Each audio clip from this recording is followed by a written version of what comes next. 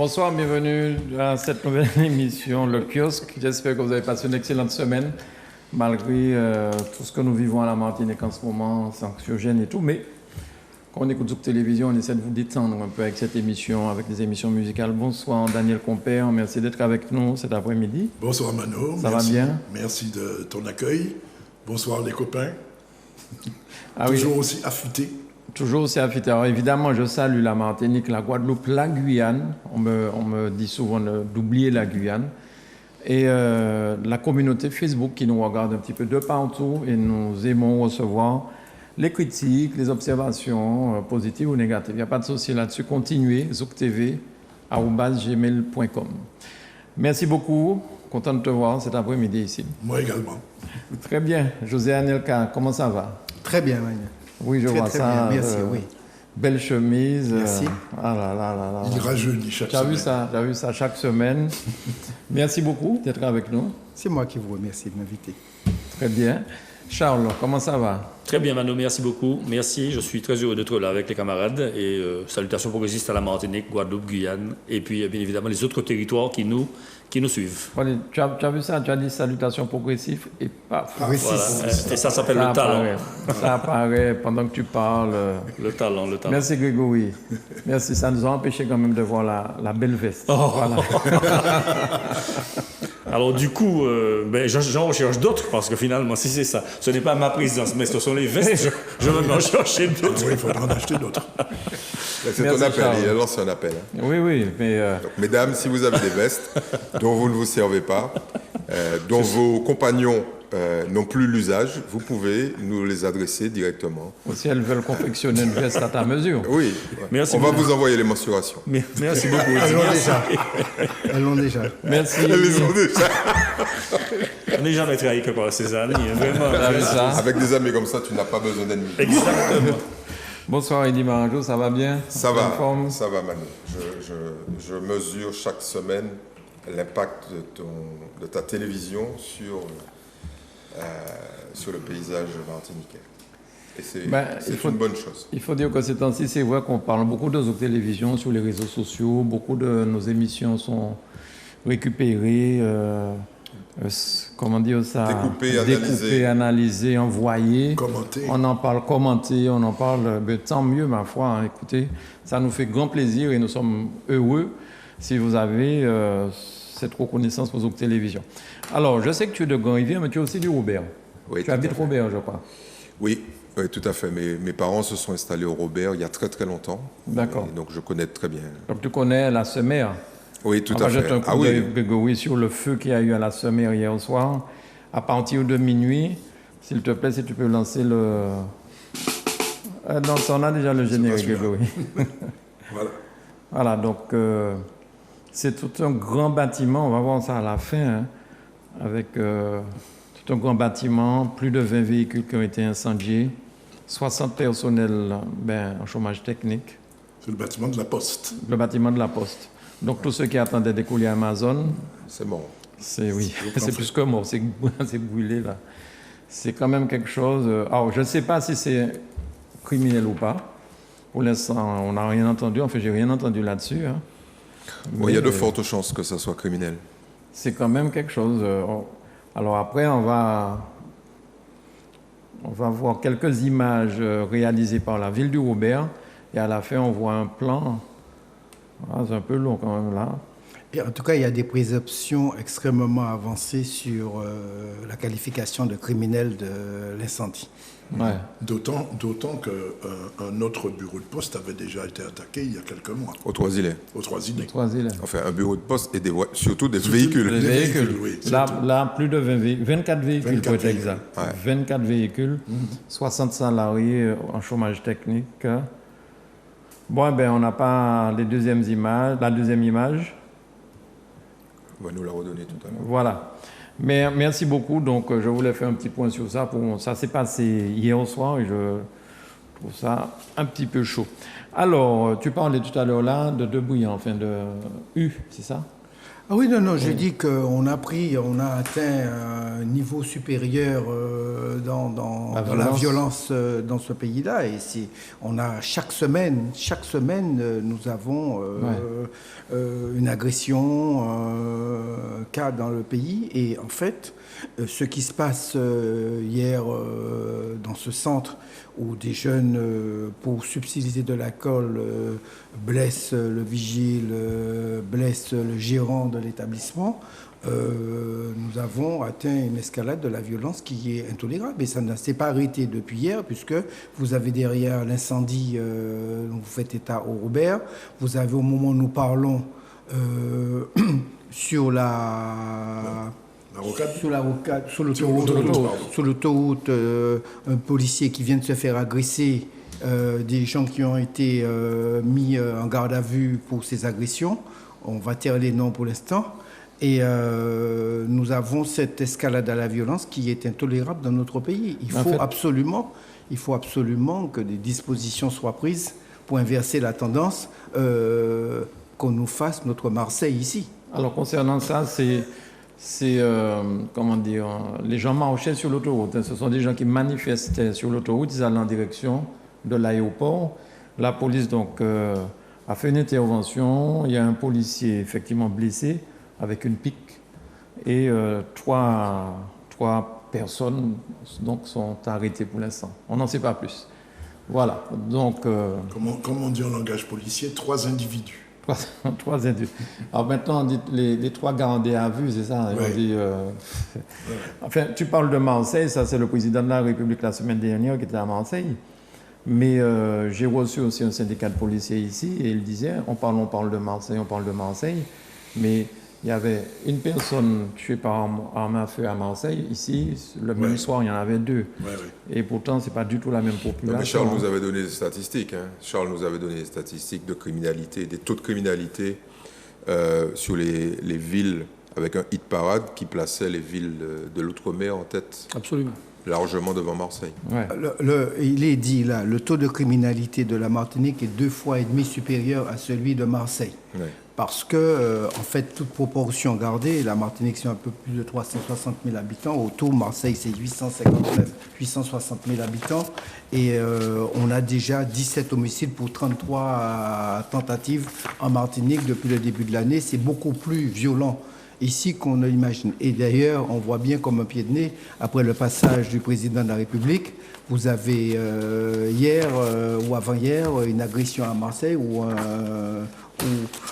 toute la presse s'est emparée d'une dame mère d'un jeune délinquant qui aurait pris un peu de gaz lacrymogène parce qu'elle voulait empêcher à la police de faire son travail. Elle était sur un, comment je peux vous dire, sur un théâtre où des policiers opèrent pour arrêter un jeune voyou. Et il y a cette maman qui veut s'interposer et qui veut, qu'on a déjà conduit 1 fois, 2 fois, et qui arrive une 3e fois et prend un peu de lacrymogène. Et j'ai vu quelque chose de stupéfiant à la télévision, c'est la commissaire de police de la région qui presque s'excuse de ça. Moi, j'appelle ça un dommage collatéral.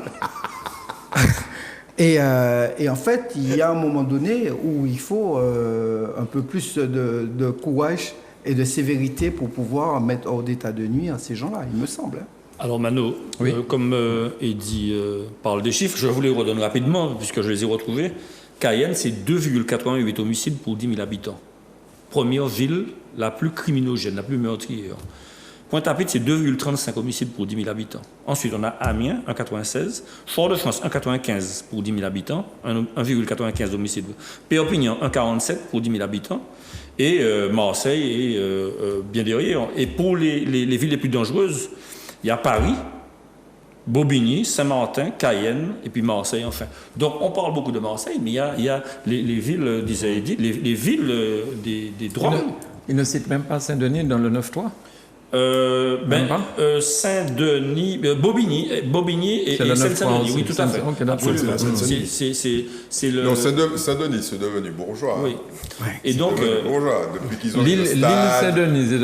Non, Saint-Denis, moi. Ouais. Moi, j'ai vu l'embourgeoisement de cette ville, à la fois parce qu'il y a une implantation de stade.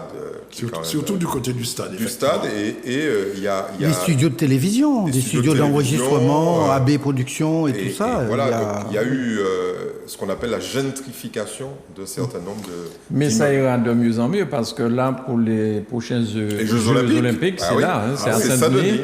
Et après, les infrastructures vont rester là et vont transformer ça pour les gens. On voit le pouvoir, on voit l'influence du quatrième pouvoir.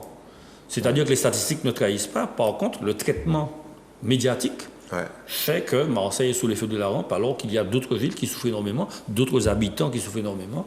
Et je comprends l'émotion de José, parce que effectivement, les sorties sont rares. Quel est celui qui est courageux pour inviter sa compagne à sortir un soir et puis aller se balader en dehors, bien évidemment, de cette période de confinement-là. Mais bon, on part, on ne sait jamais. Ah non, ne mets pas ton bijou, ne mets pas ton bracelet, ne mets pas ta chaîne. Enfin bon, on est dans quel pays là? Ouais. Alors, en sachant malgré tout que les chiffres n'ont rien à voir avec ce qu'on connaissait dans les années 70-80. Je l'ai déjà dit ici, la criminalité, en tout cas le taux d'homicide dans les années 70-80 en Martinique était quelque chose d'absolument fou, puisque je me souviens d'un chiffre, en 1974, il y a eu 130 homicides pour l'année. Aujourd'hui, on est entre 23 et 26. Alors, quand il y en a 130 d'un côté, on était sur des. Alors, c'est pas la même criminalité. Est-ce qu'on n'a pas changé de. Oui, non, mais bon, quand tu te prends un coup de coude là, c'était la même chose, quoi. J'avais des vols. Je vous rappelle que en plein Fort-de-France, il y a une bijoutière qui a reçu combien 35 coups de poignard. Il y a des gens qui ont été décapités, il y a des gens qui ont perdu leur main. C'est ça les années 70-80 en Martinique, en plein Fort-de-France. Rappelez-vous ça. Au Lamentin, etc. On se rappelle de l'affaire Jalta aussi pendant une période électorale. Oui, voilà. Ça, et sur la savane. Voilà, là on est dans les années... Ça, ce sont des choses quand même qui ont disparu pour ça aussi. Voilà, la violence politique est beaucoup plus rare. Elle est devenue peut-être verbale encore, maintenant elle est un petit peu gentille. Mais alors en parlant de politique... Excuse-moi, juste un petit mot. La différence surtout, c'est que c'était beaucoup moins médiatisé qu'aujourd'hui. Ah, bien sûr. Oui, c'est vrai. En fait, c'était dans Fonsanti. C'était dans Fonsanti, oui, d'accord. Alors, en parlant de politique, il y a une procédure disciplinaire qui est enclenchée contre le parti, les Républicains de la Martinique. J'avais cru comprendre que ça ne posait pas de problème, que le responsable du parti en Martinique avait dit, mais non, il rejoignait le camp de Mme Conconne, mais que ça ne posait aucun problème. Mais là, je crois que les personnes... Alors, selon les dirigeants parisiens, ces militants ont eu le tort d'être sur la liste La Martinique Ensemble, conduite par Catherine Conconne, lors des dernières élections territoriales. Et la colère des instances nationales, elle n'accepte toujours pas cette alliance, alors que des fonds, environ 60 000 €, étaient disponibles afin que le parti soit représenté et participe en son nom propre à la bataille des territoriales. Donc en fait, ça signifie que même si tu vas pour perdre dans la rigueur, c'est-à-dire qu'ils investissent de l'argent parce que ça sert le parti en France, en réalité. Parce qu'il y en a d'autres là qui se sont présentés, ils avaient 150 000. En fait, je me permets rapidement, en fait, la stratégie d'un parti n'est pas celle d'un candidat. Exact. Le parti veut asseoir sa position sur le territoire et il veut que... ses idées, son idéologie, il veut essaimer les idées dans la population, dans l'électorat, quand bien même ils ne réussissent pas, et comme c'est un parti qui est assez puissant du point de vue de la présence, le parti voulait commencer à préparer les présidentielles. D'accord, donc là il risque la suspension ou la radiation, les 4 personnes incriminées. Oui, mais il y a surtout un élément qui est fondamental et dont on ne parle pas, c'est le caractère financier. Quand tu fais des élections comme ça, il faut se rappeler quelles sont les bases du financement public des partis politiques. C'est le nombre de candidats est très important, le nombre de voix bien évidemment, mais le nombre de candidats. Ouais. Donc quand tu perds des candidats, tu perds de l'argent, tout simplement. Donc il faut parce que mécaniquement tu perds des voix. Oui. Ce qu'ils auraient souhaité, c'est avoir une liste, La République en marche, plutôt que des candidats qui ont. Je rappelle que. LR, oui. Non, mais bon. En fait, de manière générale. De manière générale, ça. J'allais parler de. C'est pour ça que le lapsus est révélateur, parce que j'allais parler de cette volonté au départ de La République en marche, également d'avoir, comment dirais-je, une représentation. Et vous avez vu que ça s'est dispersé, puisque la responsable de La République en marche en Martinique a été sur la liste de Serge Letchimy. Ouais. Lida Beaulieu, qu'on avait reçu ici, vous vous rappelez. Oui, je me rappelle. Elle a été sur la liste de Letchimy, et l'un des membres, membres de La République en marche a eu sa propre candidature. Alors, le maire de Casse-Pilote. Le maire de Casse-Pilote. Qui a dit que ses électeurs ne voulaient pas qu'il parte, parce que s'il est un bon maire, donc ils n'ont pas voté pour ça qu'il il reste en place. Voilà. Alors José avait dit d'ailleurs que le parti de Mme Concorde était devenu le parti de la droite, en fait, à l'époque des élections. Moi, je ne pense pas avoir dit ça, mais... tu avais dit que c'est là où on retrouvait le plus de gens de droite. Non, je dis qu'il est temps qu'ils se mettent en marche. C'est différent. Vous savez que Dominique Perben, qui est quand même un grand classique de droite, c'est le responsable de l'outre-mer à La République en marche. Perben. Oui, Perben, ancien ministre des Dom. Dominique Perben. Et en même temps, membre du conseil d'administration de Corsair. Bien. Oui. Ah bon, il y a des choses qui s'expliquent alors. Bon, alors, si on revient à ce qui était prévu, alors, il y a quelque chose... des médecins martiniquais qui dénoncent le protocole de soins palliatifs pour les patients Covid à domicile. C'est la une du journal France Antilles aujourd'hui. Ce document n'est pas signé. Non, parce qu'ils veulent rester anonymes, parce qu'ils risquent la radiation. Oui, non, mais c'est trop hypocrite que de vouloir écrire dans le journal et puis ne pas vouloir dire son nom. Je veux dire, quand vous avez le courage d'écrire un article dans le France Antilles où vous dites aux gens que de faire l'exact contraire de ce qui serait bon pour l'ensemble de la population, vous avez le courage de signer ce document-là. Je veux dire, vous ne faites pas docteur pour ne pas être capable de signer un papier. Non, mais l'ordonnance. Non, c'est pas aussi simple. Parce que comment si, c'est aussi simple. Attends, si le gars rembourse une ville avec sa piscine, il a des enfants à l'école, il ne va pas aller mettre son nom et puis demain matin, il va dire avec quoi il va vivre. Il se tait. Mais il sait aussi que c'est pour le bien des Martiniquais. C'est pareil. C'est pareil. Il y a dans le même article, on cite le nom de médecins qui préconisent de se faire soigner avec les remèdes rasieux du pays. Je veux dire, ça n'est pas sérieux. On ne peut pas, au point de la pandémie, au point de la maladie, au nombre de morts que vous entendez décliner sous nos radios chaque jour, on ne peut pas ne pas être en accord avec ce que l'on dit et ne pas être debout derrière ces paroles. Si vous êtes contre, vous dites « Je m'appelle docteur Duchemol, je suis contre ». Et puis voici les raisons pour lesquelles. Vous n'écrivez pas un papier avec une image d'archive dans le journal, une image que vous prenez dans le journal, et vous dénoncez sans prendre vos responsabilités. Non, mais je pense que France Antilles, c'est un journal sérieux. Ils ont dû vérifier avant de publier ça. C'est en première page quand même. Oui, ils ont vérifié quoi? Ils ont vérifié que ceux qui étaient là n'avaient pas signé, donné leur nom? Non. Non, mais Mano, allons faire l'exercice suivant. Il y a un type qui t'envoie une vidéo dans laquelle il prend position contre quelque chose et il te demande de diffuser la vidéo sans te dire qui il est ni montrer son visage. Tu la diffuses ou pas?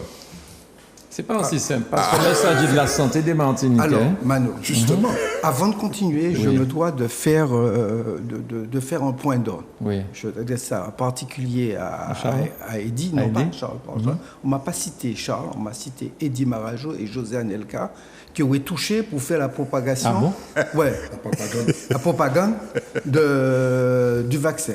Ça sort... Sérieux, hein? Je ne t'en ai pas parlé. Foute-moi quand même ça, monsieur. Et j'ai répondu... Envoyez l'argent. J'ai répondu à la personne Mais canonique, on me donne l'argent. Mais bon, moi, on me paye. Oui. Moi, alors, tu as reçu de l'argent pour nous, tu nous donnes pas l'argent. Rien. Voilà. Et en fait, non, c'est quelque chose de très sérieux.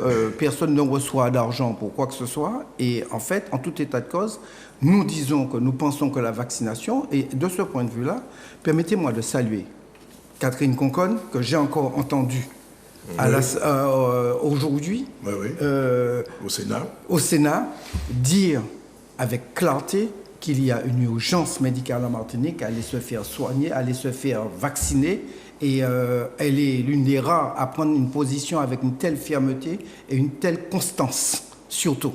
Il n'y a pas de zanzolage dans ce qu'elle dit, elle le dit avec clarté. Il y a des gens qui vous avez cité des personnalités la semaine dernière, qui disent du bout des lèvres. Il y en a qui n'en parlent pas du tout. Il y a qui préservent leur mairie. Vous savez de qui je parle, à 2 encablures d'ici. Mais non. Il y a même des parlementaires qui sont objectivement contre la vaccination et qui votent à l'Assemblée l'extension de l'urgence sanitaire. C'est formidable quand même. Oui, mais on est dans l'équilibre à peu près. Mais cette société est vraiment en train de partir. Vous savez, vous avez cette société où vous avez 3 individus qui représentaient des valeurs fondamentales pour les gens. C'était le prêtre, l'instituteur, le maire. Ces gens-là, quand ils parlaient, les gens, le médecin, vous savez, c'est gens, quand votre médecin vous a dit c'est bon pour toi, ça c'est pas bon pour toi, tu le crois, tu sors de ta campagne, tu le crois ça. Aujourd'hui, on ne peut pas laisser des médecins dire à des gens qu'il ne faut pas les se faire vacciner et dire qu'on envoie des patients s'euthanasier chez eux. Ouais. C'est violent. C'est violent de dire, je pourrais vous raconter l'histoire d'un jeune que je connais, il n'a pas plus que 35 ans, qui a été très très malade, on le croyait fini, et il a été renvoyé chez lui. Et bien chaque jour, il y a une infirmière qui est venue le voir, chaque jour, on lui a donné des soins, et il a repris son travail. Donc on ne peut pas dire que quand on renvoie des gens à leur domicile, qu'ils sont en situation de mort imminente. Ça n'est pas vrai. Je ne sais pas si c'est ce qu'ils ont dit. Bon, enfin, ceci dit, c'est un débat qui est long. Ils disent, très clair. Attention, tu l'as chauffé là. Oui. On ne peut pas nous demander d'euthanasier les malades chez eux. C'est quand même... Parce qu'ils disent aussi que le protocole qu'on leur propose de donner aux malades chez eux, pour eux, ils assimilent ça à ça. Ils se plaignent la bouche pleine. Ils se plaignent sans soigner leurs parents et je ne trouve pas ça très honnête. Bien. Voilà, je le dis. Alors moi, je n'ai pas touché. Je ne vais pas aller sur le terrain de José, je comprends ce qu'il dit. Moi, je vais rester dans le syndrome du lanceur d'alerte. Les lanceurs d'alerte, enfin, tout le monde a entendu parler de Snowden, qui était un ancien agent de la NSA, et puis qui a dénoncé la surveillance mondiale par les États-Unis, qui écoutait des portables, etc. Et qui vit dans une ambassade quelque part en Europe. Je crois aujourd'hui qu'il est enfermé. Non, il est en Russie. Ah oui, il est en Russie. Okay. Il est en Russie. Julian Assange, par contre, lui, il a vécu pendant très longtemps dans une ambassade. L'ambassade d'Équateur. Il est en prison maintenant, au Royaume-Uni. Les accords d'extradition avec les États-Unis. Et lui, Assange, c'était la manière dont les États-Unis et puis la Grande-Bretagne menaient leur guerre en Irak avec des meurtres, des drones qui assassinaient des gens. Et donc, le lanceur d'alerte, de son point de vue, il enfreint les lois pour informer la population parce que toute démocratie mérite la liberté d'expression. Sauf que, quand on dit tout et n'importe quoi, et je rejoins José sur cela, être lanceur d'alerte, c'est savoir ce que l'on dit, parce qu'il y a une portée quand on parle comme ça. Et moi, je ne suis pas journaliste, donc je ne peux pas me prononcer sur la ligne éditoriale du journal, mais publier un article qui n'est pas... dont on ne connaît pas le nom des personnes qui l'envoient ou qui témoignent, ça me gêne un petit peu, parce que il faut un interlocuteur avec lequel on puisse débattre. Et ces personnes-là ont dit ça. On parle d'euthanasie quand même. Mais est-ce que France Antilles n'a pas le nom des gens et ils se sont engagés à ne pas les publier? J'espère pour eux. Parce que je pense qu'ils ont le nom des gens. Sinon, ils n'auraient jamais publié ça. Attention, Charles, il a fait une petite parenthèse, donc je ne vais pas aller très loin. Ça, ce n'est pas de l'éthique journalistique. Il y a des règles très précises. Le journalisme, ça correspond à un certain nombre de règles. Mais on ne peut pas citer ses sources forcément. Non. Quand tu fais un article, tu as le droit de ne pas citer tes sources, évidemment. Puis tu dois les protéger, tu dois te protéger. Par contre, publier une déclaration de quelqu'un de manière anonyme, je suis désolé, mais ça n'est pas du journalisme. Et tout le monde le sait. Tout le monde le sait. Quand quelqu'un t'apporte un document et te dit « publie ça », tu dis « frère, tu es responsable ». Vous connaissez la formule. Vous connaissez cette formule célèbre. Vos propos n'engagent que vous. Ils ne sont pas là, cette formule-là n'est pas là. Donc c'est ça. Donc quand tu ne mets pas de nom, tu prends la responsabilité d'endosser l'impact du message. C'est ça. Et je pense qu'à l'intérieur de cette rédaction, il y a dû avoir un grand débat. Et pour finir, donc quand on parle d'euthanasie, c'est tellement grave qu'il y a possibilité pour ces personnes-là, si elles le pensent franchement, de se retourner vers les tribunaux compétents. Bien sûr, parce que l'euthanasie en France, c'est criminel. Hein. L'euthanasie n'est pas reconnue. C'est-à-dire que quand tu dis, on nous dit d'euthanasier des gens, ça veut dire, en clair, on nous dit de les tuer. Oui. Donc tu imagines bien que ça a un impact. Ça ne veut pas dire que c'est faux ou que c'est vrai. On ne débat pas de ça, là, pour l'instant. On parle de déontologie, absolument. On parle de déontologie journalistique. Un média qui publie quelque chose qui volontairement ne donne pas le nom des gens qui ont publié, il ne s'agit pas d'un reportage. Hein. Ce n'est pas un reportage. Le texte, il est mis ex nihilo, quoi. C'est-à-dire, les mecs, il y a des gens qui pensent ça, et voilà ce qu'ils pensent. En fait, la déontologie, c'est l'éthique médicale, ou alors, entre guillemets, c'est pas un synonyme équivalent, mais c'est la morale. Et quand il y a un serment d'Hippocrate qui a été, sur lequel on a juré, il y a forcément un très fort engagement moral. Et ce serment d'Hippocrate-là, il dit des choses. Alors, qu'on vous dise que on vous donne mission pour euthanasier les gens, mais vous ne pouvez pas le faire. Puisque vous contredistes par rapport à votre serment d'Hippocrate. Non, c'est pas... Non. Enfin bon, on fait peur inutilement. On fait peur aux gens. Effectivement, dans cet article, on dénonce les manquements du système de santé, dans le pays. Oui, ok. Est-ce que l'heure n'est pas plutôt de se rassembler, de se souder et de faire du mieux avec le moins que nous avons aujourd'hui? C'est pas d'aller jeter, critiquer, juger. C'est pas ça. Il y a un élément sur lequel on doit à nouveau insister. Et moi, je tiens à le dire à nouveau. Nous ne disons pas aux gens qu'ils sont obligés d'aller se faire vacciner. Non. Ce que nous disons, c'est qu'on n'a pas le droit, quand on est un médecin, quand on est un notable, on n'a pas le droit de dire aux gens « n'allez pas vous faire vacciner ». On doit dire aux gens « écoutez, en tout état de cause, vous avez le droit de faire ce que vous voulez ». Mais quelqu'un qui prend la responsabilité de dire « n'allez pas », est-ce que vous m'avez entendu dire ici « vous êtes contraint ou vous êtes obligé ». Non, il ne s'agit pas de ça. Moi, je lutte pour que, justement, l'une des phrases qu'on entend le plus chez les anti-vax, c'est « il faut laisser le choix aux gens ». Mais je dis oui, mais vous ne pouvez pas dire « je dois laisser le choix aux gens » d'une main, et puis de l'autre, comme dire « et frère, pas les vacciner ». Non. Non, ça, non, je ne sais pas. Mais bon, c'est pareil. Je ne peux pas là vous dire ce soir le nom du médecin qui m'a donné un certain nombre d'informations, sachant qu'il est sous observation de... Comment ça s'appelle? L'ordre des médecins. Oui. Et qu'on lui a envoyé. Il doit observer ce qui a été dit, sinon il sera radié. Donc si le bonhomme a ses traites à payer, les gars, il faut comprendre qu'il ne puisse pas mettre son nom en avant. Donc il soigne les gens. Mais il n'en fait pas état. Mais qu'est-ce qu'il faut d'enfants santé alors? C'est peut-être pas les mêmes. Le tien, il est cohérent, voilà. Il est intelligent. Voilà. Ceux-là, excuse-moi, je suis désolé, ça n'est pas la même chose. Donc bravo au médecin qui t'a donné des informations, bravo. Et bravo à toi de le protéger, c'est ce que nous on appelle la protection des sources. Oui. Mais tu ne prends pas le truc du médecin en disant, voilà ce qui est vrai. C'est ça la différence. Un exemple est dit. Tu en as fait les frais avec bonheur. quand tu as eu le Covid, tu l'as dit ici, hein, tu l'as expliqué. Oui, tu l'as expliqué.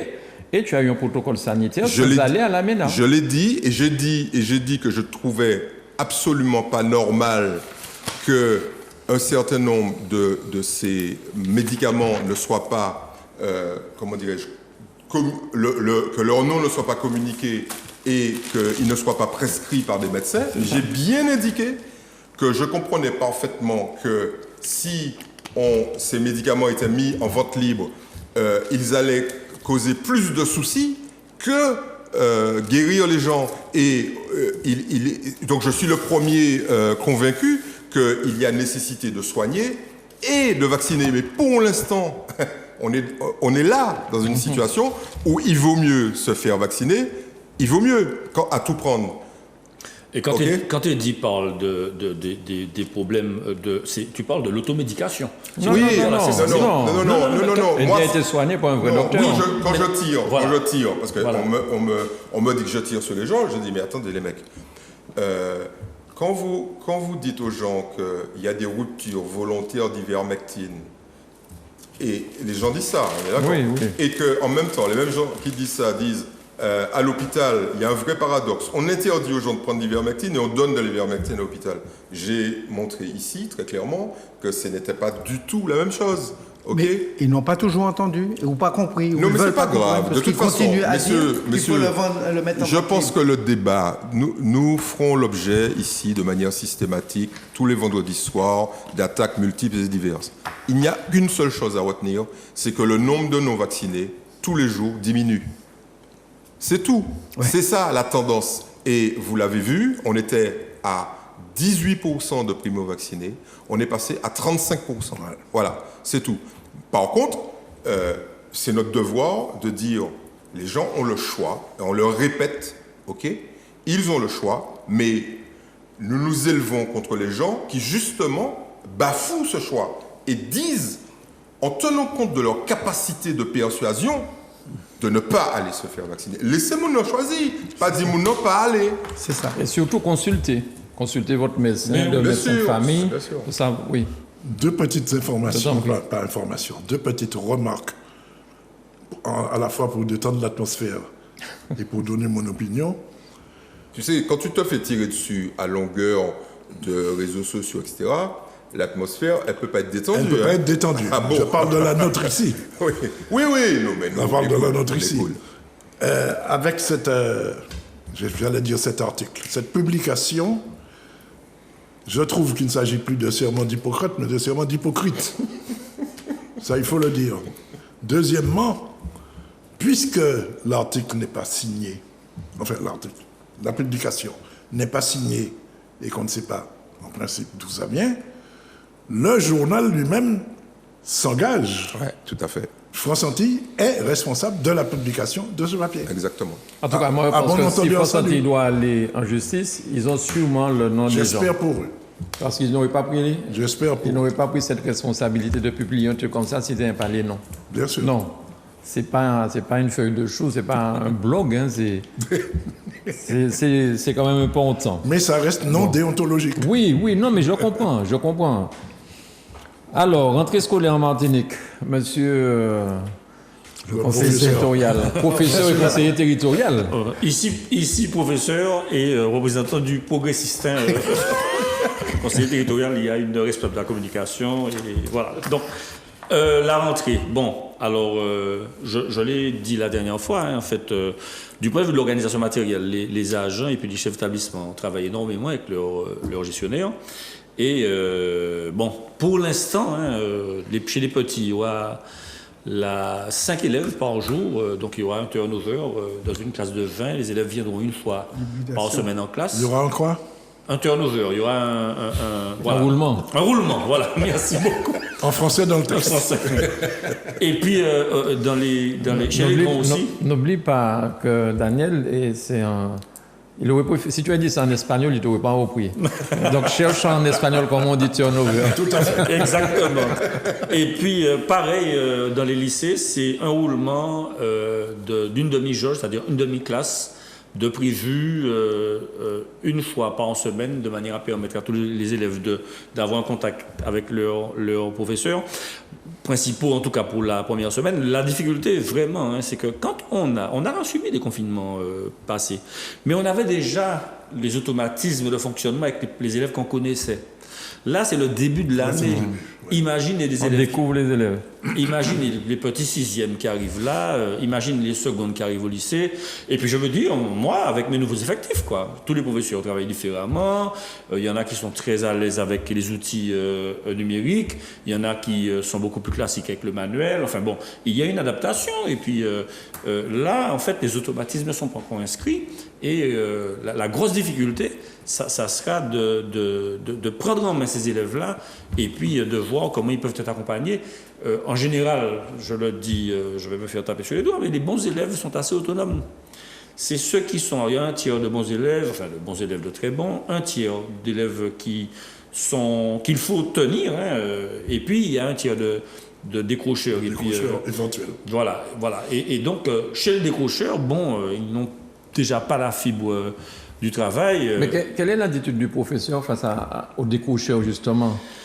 Toi aussi, tu as enseigné. Le décrocheur, en fait... Est-ce que vous lui dites, bon, allez vous asseoir au fond de la salle et puis vous allez sortir plus tard? Il se met devant. Au contraire, c'est lui qu'on va solliciter systématiquement.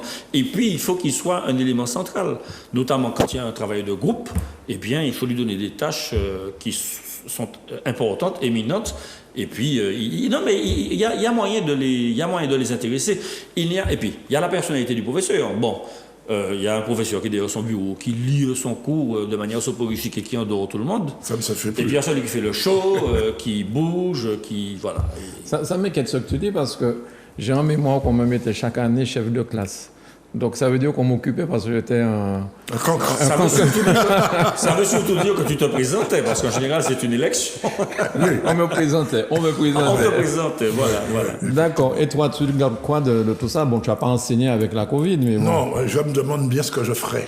Ouais. Parce que je trouve quand même, malgré tout ce que vient de dire Charles, et qui est tout à fait juste, je trouve qu'on reste quand même dans un flou artistique avec cette histoire de jauge, demi-jauge, quart de jauge. Je suis sûr, pour en avoir causé avec plusieurs personnes, que des parents d'élèves se tirent les cheveux, s'interrogent, s'inquiètent surtout. Déjà pour assimiler les nouveaux mots du vocabulaire courant. Voilà. Et les utiliser. Et les utiliser. On commence à comprendre ce que c'est que le présentiel et le distanciel. Ouais. Il y a plein de gens qui ne savent pas du tout ce que ça veut dire, d'une part. Hybridation. Et maintenant, on leur donne l'hybridation renforcée. Ça y est. Alors, ce que dit Daniel est tellement vrai, sans vouloir être docte, et puis tout à fait simplement. En fait, le savoir, c'est ce que la communauté dispose, ce dont la communauté dispose. Par contre, la connaissance, c'est ce dont on dispose personnellement. Et pour que ce savoir-là devienne connaissance, il faut pratiquer. Comme les mots de vocabulaire dont Daniel parle, eh bien, c'est comme le lexique, il est dans le dictionnaire et le vocabulaire vous appartient. Le vocabulaire, c'est ce qu'on utilise nous. Le lexique, il est là pour tout le monde. C'est-à-dire que le dictionnaire, il y a des personnes qui ont 10 000 mots, il y en a qui ont 2 000 mots, etc. Le lexique n'appartient à personne. Et donc, qu'est-ce qu'on fait pour que ce savoir-là devienne connaissance? Mais il faut le pratiquer. Il faut mettre les élèves en situation de travailler. J'aurai quelques critiques de quelques collègues qui ne sont pas d'accord. Mais pour expliquer, quand on te dit, Mano, que tu sais faire une crêpe, bon, tu connais la recette de la crêpe, c'est très bien, tu sais la faire. Bon.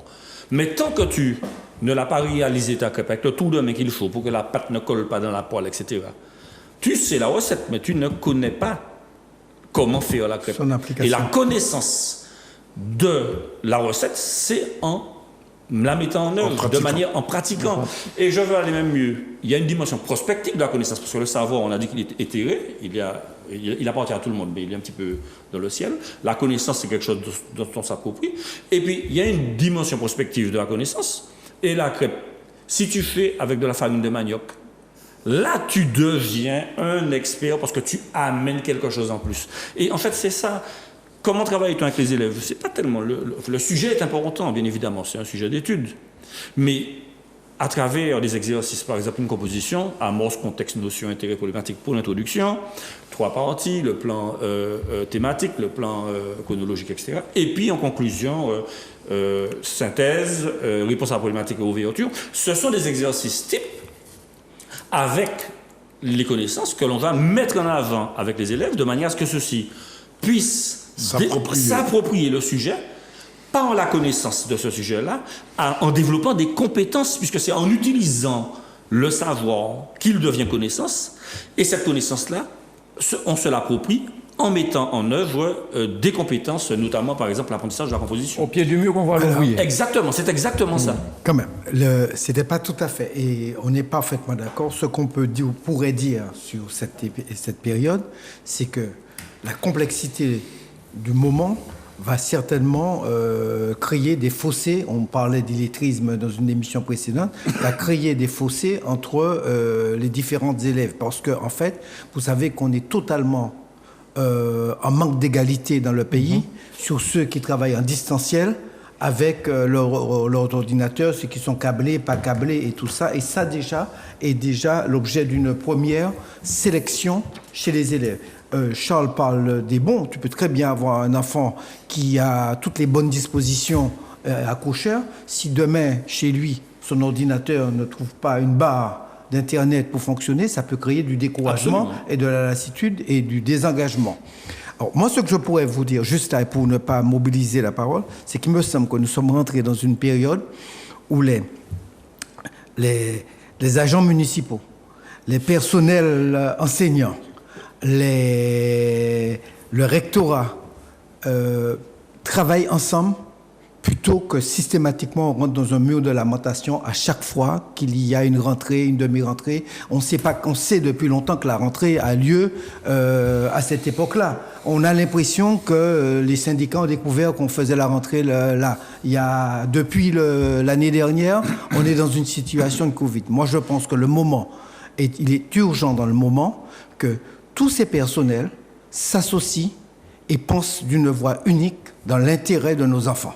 Et c'est là qu'on comprend. Et c'est là où il faut. Et le dire que les conditions ne sont pas réunies, on n'a pas assez de savon, on n'a pas assez de machin, je crois qu'il est plus important de savoir est-ce que le haut débit arrive chez la plupart de nos gosses pour qu'ils puissent travailler, ceux qui sont en distanciel et pas en présentiel, et pour que, quand on met en place l'hybridation, que ceux qui ne sont pas en présentiel puissent pouvoir bénéficier de l'enseignement totalement. Et c'est là qu'on comprend pourquoi AOCI est devenue la première radio Martinique-Guadeloupe avec un tel patron à sa tête.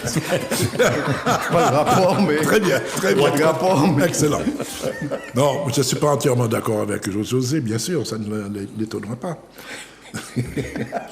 Non, je trouve que les syndicats font leur boulot de syndicats. Tu étais syndicaliste, non? Comment? Tu étais syndicaliste là-bas? Oui. D'accord. Je suis d'abord, avant tout, un syndicaliste. D'accord. Je ne suis pas un homme politique. Ni un patron. Mais encore moins un patron. Encore moins un patron. S'ils estiment que les conditions de travail ne sont pas réunies, il est normal qu'ils revendiquent que ces conditions soient appliquées. Maintenant, jusqu'où vont-ils aller? Ça, c'est autre chose. Là, je peux rejoindre José, dire que je l'ai marqué là, sans oublier que nous sommes en période exceptionnelle. Qui dit période exceptionnelle dit solution exceptionnelle, dit sacrifice, dit gêne pour tout le monde. Ça, il faut en être conscient. Est-ce que tout le monde est animé de ces bonnes volontés, José? Maintenant, alors je vais y revenir, mais maintenant, parce qu'on n'est pas dans un monde de bisounours, où tout le monde est ensemble, tout le monde se tape dans le dos, etc. Bon, tant mieux. C'est comme pendant les élections, tous les candidats voulaient rassembler. En France, c'est pareil, tout le monde est là pour rassembler. Mais juste après avoir dit ça, il y a qu'à tirer l'autre là. Bon, je referme la parenthèse.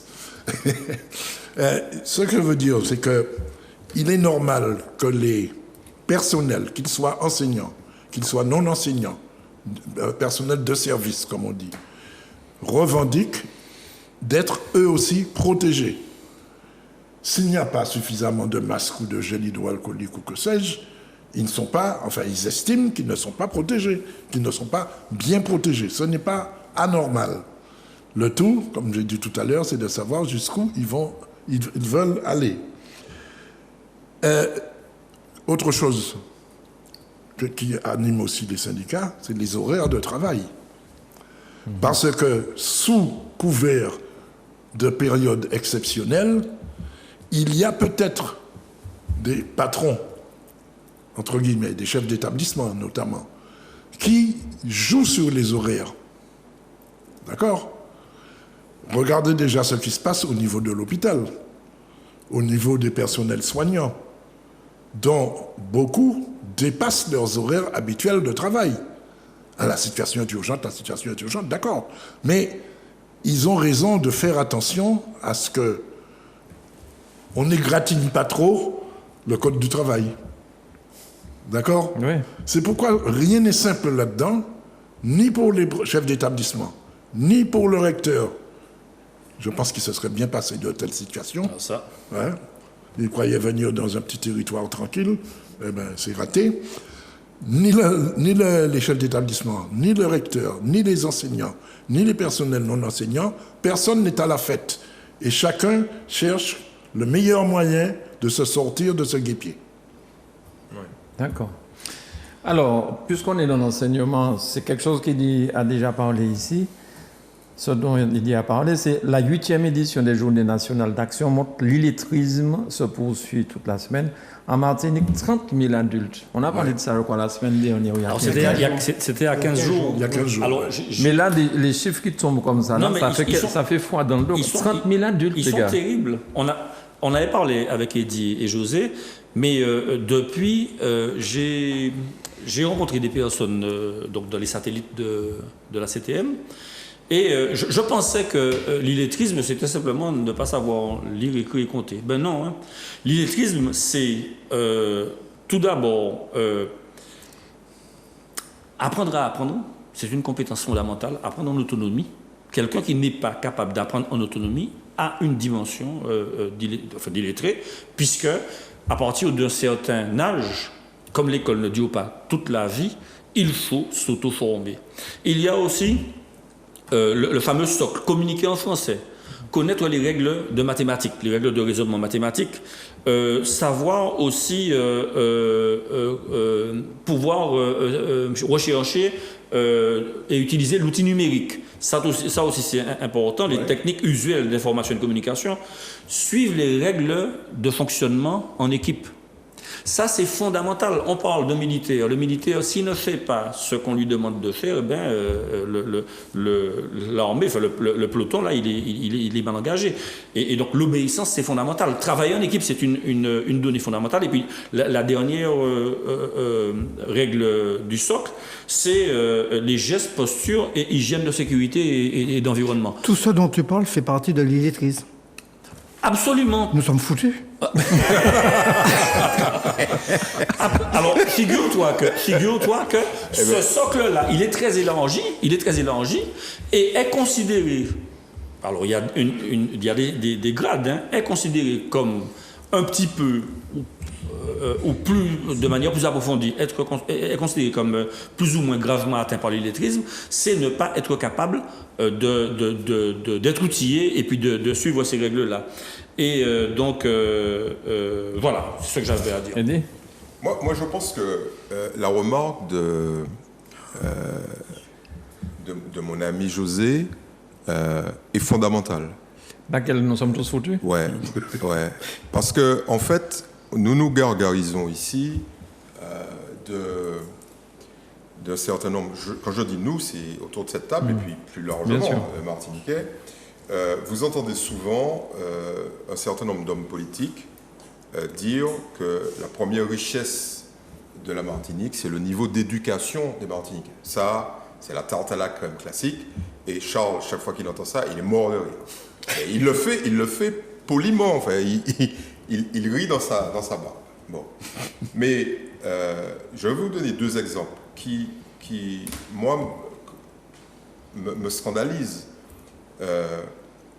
Pour réussir dans la vie, il est évident qu'on n'est pas obligé de savoir lire, écrire, compter et puis avoir les règles. Parce qu'il y a des gens qui nous montrent le contraire tous les jours. Très bien.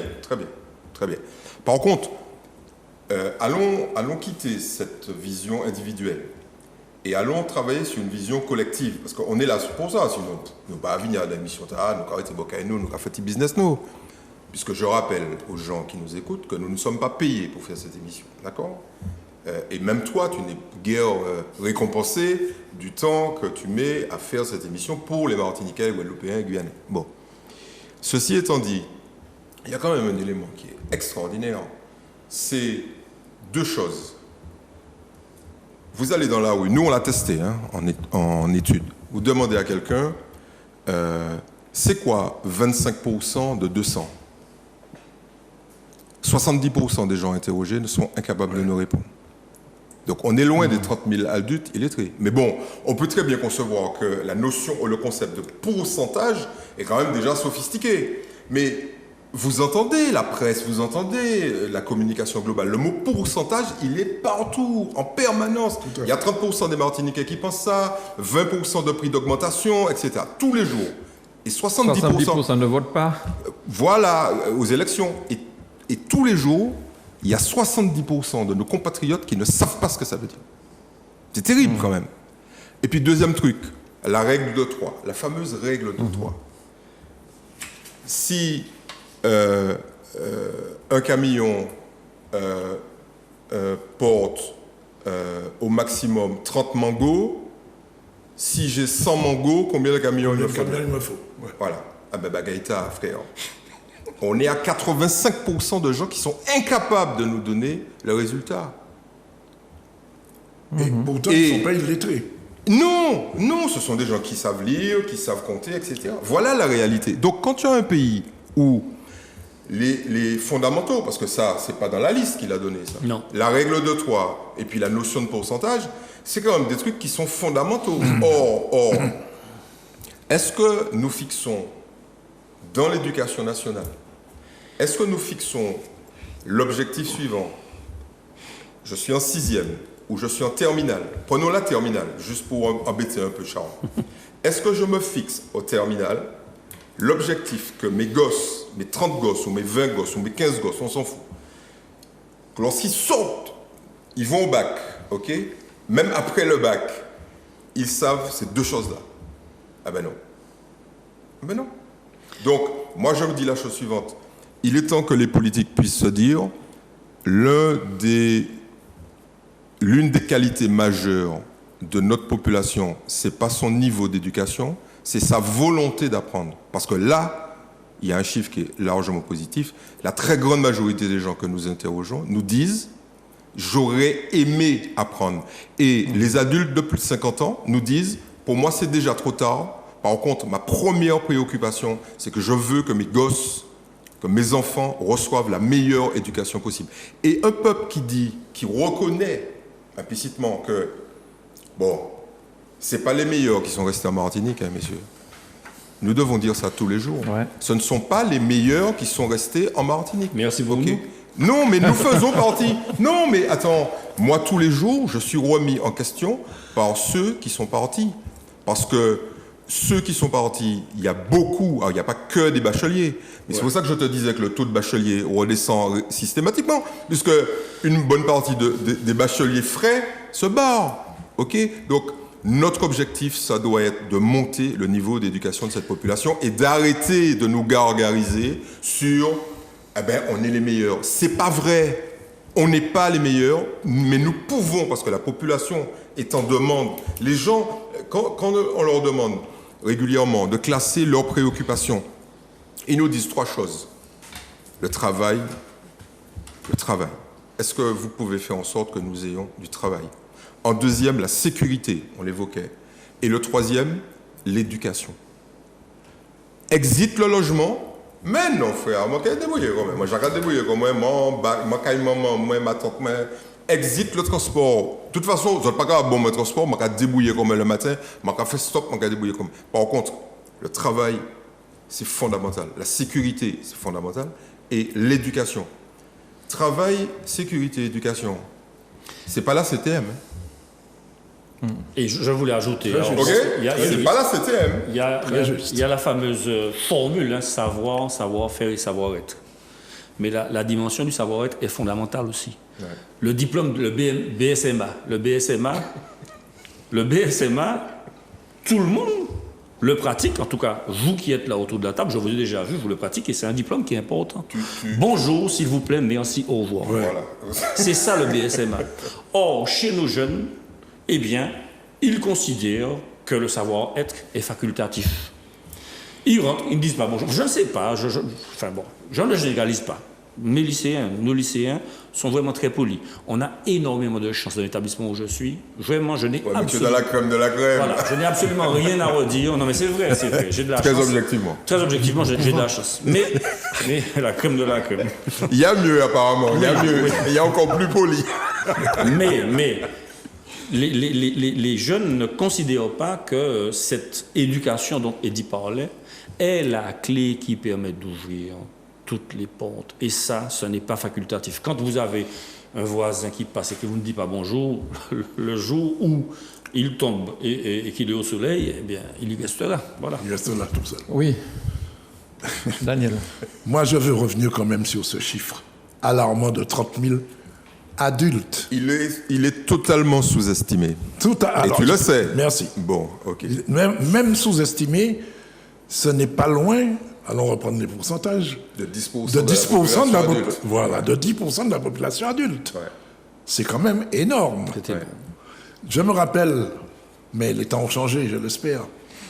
Il y a déjà quelques bonnes années, même dizaines d'années, il y avait eu une pollution au Gros Morne. Au Gros Morne. Au Gros Morne, tu connais. Mais attention, ça va être considéré comme une provocation. À cause de l'usine de Denel. De Rome. Saint-Étienne. Saint-Étienne. Ouais. Ils sont déjà presque à Saint-Joseph. Oui, enfin, ils sont le territoire Gros Morne quand même. Et pollution énorme, les poissons éventrés, les de pestilentielles, etc. Vous avez fait un dégazage, c'est ça, un truc voilà, comme ça. Voilà. C'est pas dégazage. C'est les vinasses. Oui, de toute façon, les vinasses, mais ils disaient un autre mot. Bref. J'étais monté là avec Camille Darcière et un petit groupe de militants pour venir en aide aux habitants dans les campagnes qui étaient complètement paumés. Aux habitants de Saint-Étienne. Aux habitants de Gros Morne. Et ils nous disaient, mais oui, alors on leur disait, il y a des démarches à faire, etc. Mettez-vous en groupe, ce sera plus facile, etc. Ils nous regardaient avec de gros yeux. Démarche de groupe, ils ne savaient pas du tout ce que ça voulait dire. Démarche auprès d'une administration, mais tu n'y pensais même pas. Alors on avait commencé par leur faire signer une pétition. À l'époque, j'étais peut-être encore un peu naïf. Quelle ne fut pas ma surprise de voir des gens de 20 ans, de 25 ans, de 30 ans, signer d'une croix. Signer d'une croix. Ouais. Je me rappelle, Camille Darcière et moi, on s'est regardés. On s'est dit, mais c'est pas ici qu'on est. Moi, je pensais, comme la propagande officielle de l'État, qu'on était à 97%. Voilà. C'est sûr que les chiffres officiels. Voilà. Deuxième exemple, beaucoup plus proche de nous. C'est quand même en quelle année, ça? Oh, ça remonte à au moins... Les années 90? Même 80. Avant. On est à plus de 30 ans. Oui, à plus de 30 ans, je pense. Oui, d'accord. Oui. Plus près de nous. J'étais encore enseignant. Et avec mes troisièmes, je commençais l'introduction au cours d'espagnol par le manuel. Puisque tout le monde... Moi, je ne suis pas fan du manuel. Mais tout le monde... ils ont fini d'entrer à l'école là, ils ont qu'à ouvrir le livre là. Là, ils ont qu'à aller pays. Bon. Donc, il y avait un avant-propos bien fait en français. Et je commentais et je demandais à un ou une élève de lire des passages. Je me suis aperçu qu'il y avait plusieurs élèves qui ne savaient pas lire. Troisième. Ils étaient en troisième. Ils ne savaient pas lire.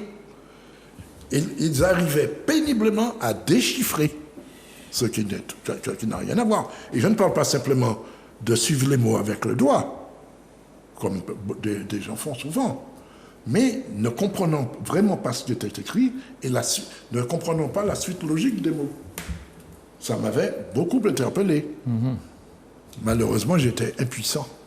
Je ne pouvais que signaler cela à l'assistante sociale, au chef d'établissement, etc. Alors, si on veut rajouter certaines choses dans les manuels ou des choses, est-ce que vous, professeurs en Martinique, est-ce que la CTM, est-ce que les politiques en Martinique peuvent faire rajouter des choses puisque l'éducation, c'est la France, c'est le ministre de France, c'est tout ça. Ici même, est-ce qu'on a les moyens de rajouter certaines choses? De quelle matière tu veux rajouter des choses? Les choses qui tiennent à notre géographie, à notre histoire, à notre culture, oui. Et c'est évident, il y a eu d'énormes progrès qui ont été réalisés.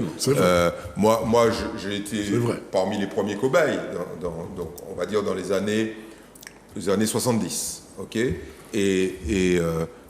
je pense que je fais partie de cette génération qui a eu son premier, je me souviens d'un manuel avec une carte de la Martinique, une vieille carte, un manuel marron, je ne sais pas si vous connaissez ça. Bon, voilà.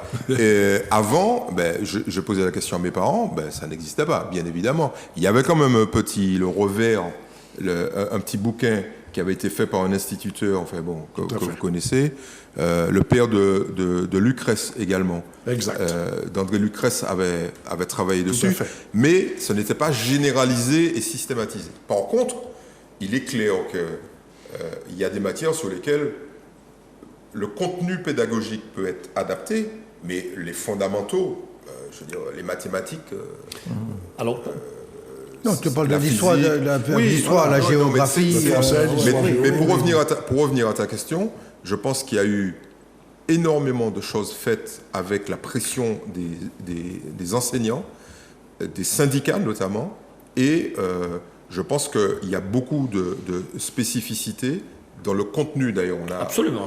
On a un témoin ici. Je confirme tout à fait. Il y a d'énormes efforts d'adaptation des programmes aux spécificités locales. Ça, c'est indéniable. En histoire, en géographie, même dans les autres disciplines, il n'y a pas de souci. Deux choses. La première, c'est que quand on parle de fondamentaux, c'est surtout à l'école primaire qu'il faut faire des efforts. Moi, je ne veux pas accabler les collègues du primaire. Vraiment, ils font ce qu'ils peuvent. Mais le français et les mathématiques sont donc des outils fondamentaux par lesquels la transmission du savoir se fait.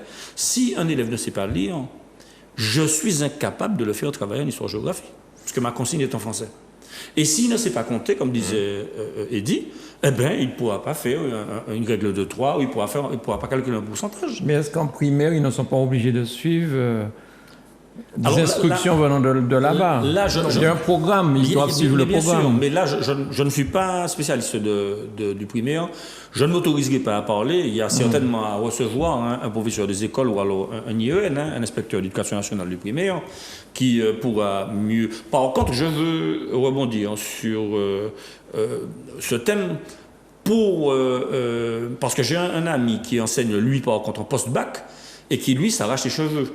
Il s'arrache les cheveux parce que il me dit qu'il se retrouve avec des étudiants qui ne comprennent pas les consignes. Voilà. Il m'a dit, s'il te plaît, dis-le le jour où on parle de nouveau d'éducation et d'instruction, il faut dire que des professeurs de post-bac, BTS ou alors à l'université... Les classes prépa. En prépa, ils sont un petit peu plus à l'aise. Mais dans d'autres institutions...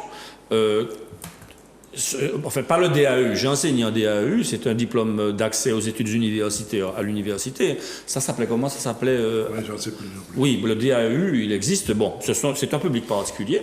On sait qu'on fait un enseignement particulier pour eux. D'ailleurs, j'ai une ancienne étudiante en DAE qui a passé sa licence d'anglais en passant le DAE. Donc, il y a des élèves qui s'en sortent et elle ambitionne de passer le professeur à des écoles. Donc, elle n'a pas fait le circuit normal. J'ai un cousin qui est architecte, qui a passé le diplôme, j'oublie le nom, l'ancien DAE, mais qui est aujourd'hui architecte reconnu. Et donc, ce que je voulais dire, c'est que la réalité, c'est que quand on arrive à l'université, eh bien, combien n'ont pas la licence? Parce qu'auparavant, il y avait le DUG, diplôme d'études universitaires générales. C'était 2 années. 2 années. Aujourd'hui, c'est LMD, licence, master, doctorat. Et la licence, eh bien, c'est un petit peu plus difficile. La licence, c'est 3 années. Et combien de personnes n'ont pas, si je hasarde le chiffre, mais il me semble que c'est quasiment...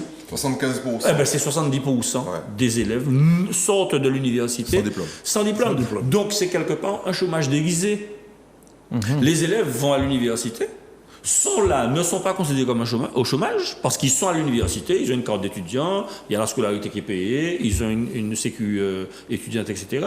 Mais sortir sans licence, 70% sans licence, c'est énorme, énorme. Qu'est-ce que ces personnes qui ont passé parfois 2, 3, 4 ans 5 ans. pour ne pas obtenir de licence, que devenir ces personnes? Ce sont des personnes qui sont ensuite qui se retrouvent dans des emplois subalternes et qui ont quand même un bac plus 2 ou qui ont un équivalent bac plus 3.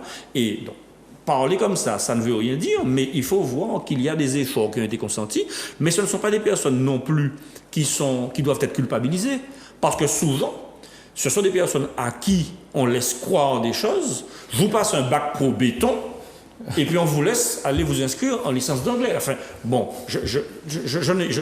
j'ai beaucoup de respect. On n'est pas loin de là. J'ai beaucoup de respect pour les gens qui passent un bac pro. Je ne sais pas si ça existe, hein, et puis vous retrouvez à aller en licence de philosophie. Quand même, il y avait une certaine ligne directrice du cursus universitaire après les sections. Maintenant, vraisemblablement, ça se fait à n'importe pièce. Et puis on va passer à notre sujet, puisqu'il y en a d'autres. Deux petites infos. Il y a un rapport d'information portant sur l'enseignement dans les territoires Guadeloupe, Martinique, Réunion qui vient de sortir, qui est sorti début juin 2021. Donc, vous pouvez le télécharger en allant sur le net. Mais surtout... alors ça nous fait mal parce que c'est publié dans Ouest France, hein, tu imagines, c'est pas publié dans nos journaux, mais c'est publié dans Ouest France, et les types disent, ils se foutent de nous, hein, gentiment, mais ils se foutent de nous en disant, nous on est à 11% de difficultés structurelles de lecture, 11,8 en France, dans ces départements, chez les 16-26 ans, hein, difficultés structurelles de lecture, de comptage, etc., on est à 33%. Vous voyez? Donc, tu imagines, on n'est pas sur les adultes encore, hein, on est sur les 16-26 ans, c'est-à-dire des gens qui, théoriquement, sortent, sont pas loin du système scolaire. Mais ce que je voulais dire, et ta question est très intéressante, Mano, parce que, en fait, tu es quelqu'un de rusé. Tu nous dis, oui, mais bon, les mecs, c'est peut-être le programme, etc. Mais en sachant pertinemment que ce n'est pas le programme. En sachant pertinemment que, en fait, c'est l'environnement socio-économique qui condamne ces gosses. Parce que c'est ça la réalité. C'est la misère. C'est la misère, c'est l'absence de transport en commun, c'est les difficultés logistiques pour que ces gosses arrivent à l'école, etc., etc. Le transport qu'elle plaît, c'est vraiment... Mais c'est aussi le fait que, en Martinique, nos hommes politiques ne considèrent pas l'éducation nationale comme un secteur prioritaire. Ça va changer. Eh ben, j'espère que tu vas changer ça, parce que... Mais écoutez-les. Bon, le transport, oui. Alors, ces temps-ci, effectivement, c'est la santé. Tu imagines la santé, fantastique. C'est mon garçon en hôpital en 1984, et puis des bijoux tard, celle là il fait, c'est Menemounada, quoi. C'est Wakute Moun, comme dans les mairies, etc. Voilà, c'est ça. Donc, et le développement équilibré de la médecine de terrain, la proximité, etc. C'est l'État.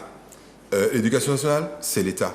Tout le bail, c'est l'État. Mais messieurs, mesdames, l'éducation de votre peuple est prioritaire. Les peuples les mieux éduqués sont les plus riches.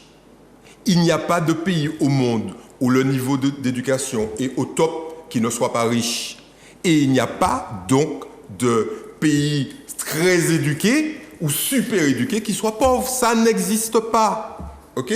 Donc, si vous voulez que votre pays décolle économiquement, donc je lance ici avec mes camarades, mais nous avons notre représentant à la 7e qui va leur tenir ce discours, même s'il ne tient pas tout de suite, mais qui va leur dire, messieurs, chaque fois que vous faites un projet, où est la partie éducation dedans? Ou formation, pareil. Ils en sont convaincus, c'est ça que je veux te dire par là. Mais ne les laisse pas, ne vote pas. Tu sais ce que tu devrais faire?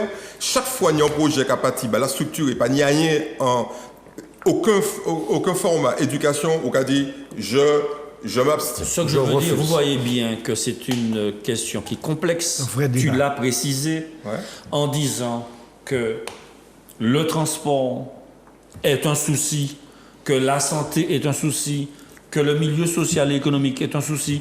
Donc on voit bien que ce sont des problématiques qui sont globales, qui sont complexes. Et s'il y a un progrès à faire, il ne faut pas imaginer que ce soit un progrès dans l'éducation. Il faut que tout monte de concert. Oui, mais ce qu'il faut rajouter, c'est ça. Cette transversalité, elle doit avoir pour objectif d'abord l'éducation. C'est-à-dire que l'éducation doit être prioritaire. Or, non, elle n'est pas prioritaire. C'est-à-dire que les types dans leur tête, il y a encore des types qui m'appellent pour me parler d'industrie. Les frères, vous avez vu le poids de l'industrie dans les pays les plus riches? C'est quoi? Aujourd'hui, c'est peut-être 4 ou 5%. Non, plus. Non, attends, je suis désolé, en Allemagne, c'est peut-être un peu plus, mais en France, c'est quoi? C'est 7% aujourd'hui? Non.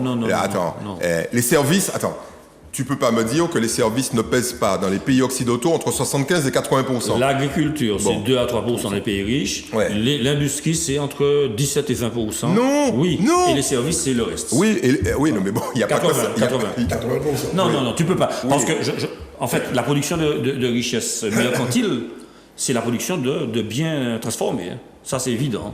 Enfin, si l'Allemagne aujourd'hui 70 milliards d'excédent commercial, c'est parce qu'elle vend des bagnoles. Et on ne peut pas faire l'abstraction, pour ce que je dis, vous pouvez vérifier, deux présidents successifs, M. Hollande et M. Sarkozy, la France a perdu 1,2 million d'emplois industriels. Oui. Et M. Mitterrand avait commencé en disant, il faut développer les services parce que les services ne se délocalisent pas. Quelle erreur.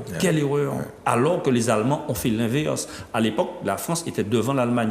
Jusqu'à Jacques Chirac, jusqu'à l'arrivée de Schröder, le magicien Schröder, qui était un socialiste, le chancelier Schröder, qui est arrivé avec sa flexsécurité, etc. Gerhard Schröder, qui a réussi à convaincre les Allemands à accepter donc par la flexsécurité, la possibilité de travailler en 3x8 pour permettre à des gens de venir faire les usines travailler à temps plein, permettre donc que l'Allemagne devienne une puissance commerciale de produits industrialisés, eh bien jusqu'à Schröder, la France était devant l'Allemagne économiquement. Et puis il y avait une productivité supérieure en France aussi. Et donc, ce que je veux dire, moi, c'est que je te rejoins pour le Schröder a créé 4 millions d'emplois bidons à 400 € par mois. Il ne faut pas l'oublier. Oui. Ne l'oublie pas. Oui. Bon, et ça n'existe pas en France. Non, du tout. Tu sais, les jobs, les mini-jobs. Absolument. Parce qu'il y a 4 millions d'Allemands qui vivent, en fait, dans la pauvreté. Qui font plusieurs mini-jobs. Oui, non, effectivement. Non, mais c'est ça qui font plusieurs mini-jobs. Alors, mais pour revenir à la Martinique. Je ne te dis pas que Schröder est un modèle. Ouais. Je dis simplement que l'industrie est importante pour mais chez nous, ce n'est pas possible. Ouais, ce n'est pas possible. Ce n'est pas possible chez nous. Il y a des artisanats et puis il y a EDF et la Sarac sur deux grosses. Et puis l'industrie agroalimentaire. Mais il ne faut pas qu'un homme politique vienne nous raconter qu'il va faire des usines de montage de véhicules, ou qu'il va faire des mini-aciéries, ou qu'il va faire des tanneries. Il faut que les types renoncent à ça. C'est pas ça l'avenir économique de la Martinique. C'est d'abord son éducation.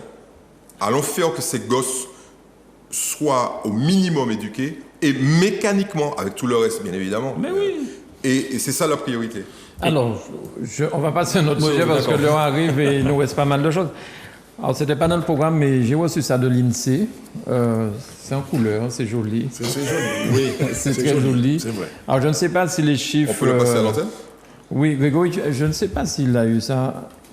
Est-ce que tu as la fiche d'INSEE, Grégory? Il y a plein de personnes de beaux dessins en couleur.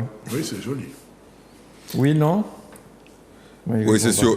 Voilà, mais bon, c'est sûr qu'on peut pas... On peut faire un petit commentaire rapide. Mais il faut qu'on fasse un commentaire. Donc, je donne lecture et si vous voulez bien, vous commentez. Oui. Tu commences par dire qu'il s'agit d'une enquête santé d'hommes de 2019. Absolument. Avec l'ARS et l'INSEE, l'Agence régionale de santé. Donc avant la pandémie. l'INSEE. Absolument, 2009. Et 2019. 2019, pardon. Ce qui est dit, effectivement, c'est que 32% de la population martiniquaise déclare être limitée depuis au moins 6 mois dans la pratique d'activités habituelles à cause d'un problème de santé. 32%.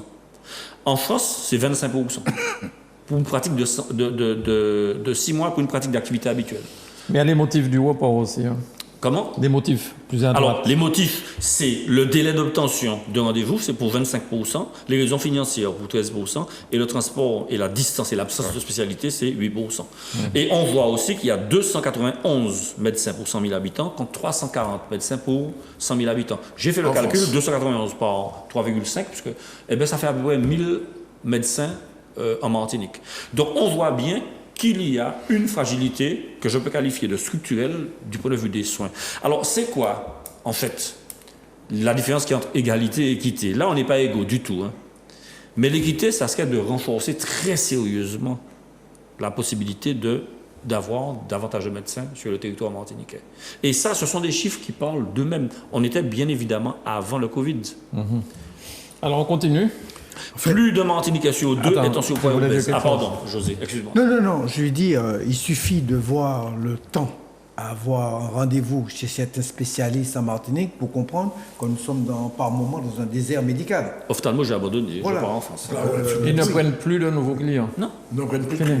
j'ai abandonné. Alors, vous êtes quand même au courant que il y a de fortes chances que ça change, puisqu'il y a un certain nombre de Martiniquais qui ont décidé de remédier à ça.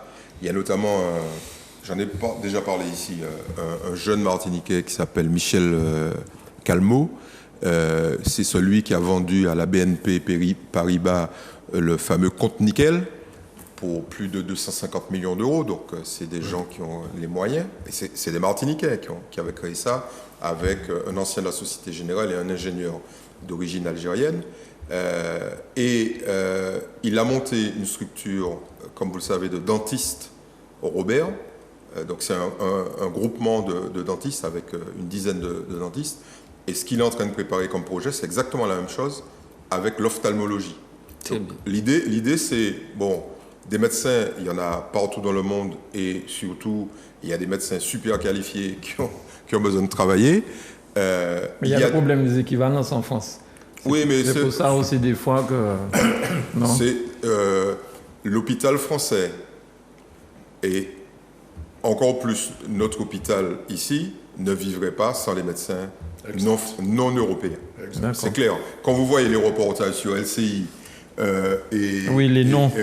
Quand vous voyez les noms, alors la majorité sont français, mais vous imaginez bien que c'est pas Bernard Dupont qui répond. On est d'accord. Bon. Ils sont de nationalité française. Ils sont de nationalité française. Mais c'est ça la réalité, c'est-à-dire que c'est. Et puis donc, et le deuxième truc dont je voulais parler, il y a de fortes chances que la future CTM, en tout cas, ça fait partie des discussions, puisse. Tu veux dire dans 7 ans alors? Non. Donc 7 CTM là? Oui, cette CTM-là, il semblerait, s'ils tiennent leurs promesses. D'accord. Il n'a pas dit la CTM dans le futur. Non, il a dit la future CTM. D'accord, vas-y. Oui, mais elle n'est pas constituée. Enfin, le programme n'est pas encore appliqué, tout le monde n'est pas recruté. Quand ça va se mettre en place, c'est ce que je voulais dire. Okay. Le futur programme mis en place devrait théoriquement comporter des médecins fonctionnaires. Ce qui est le cas dans beaucoup de régions françaises et beaucoup de départements français pour pallier ces fameux déserts médicaux. En clair, 8 heures, 16 heures, enfin 24 heures sur 24 avec des médecins qui ont vocation à rendre un service public. Ce qui évidemment, provoque chez les libéraux une levée de bouclier, etc. Mais dans les départements et les régions françaises où ça a été mis en place, ça fonctionne super bien. Oui. Il y a même des maires dans des petites villes qui disent, c'est pas compliqué, moi je vous donne le local, je vous donne une prime et vous venez et une partie de vos revenus, je mets... Et c'est comme ça qu'on va s'en sortir. Et en fait, c'est ce qu'on appelle de la volonté politique. Donc, il ne faut pas attendre du libéral qu'il creuse, qu'il permette de combler l'écart. Ça fait des années. Rappelez-vous, qu'est-ce qui a mis le numerus clausus pour les gens qui nous écoutent? C'est un nombre maximum d'étudiants pouvant être médecins. C'est ça. Donc, il était qu'à brider des bagailles là. Depuis, ça a sauté.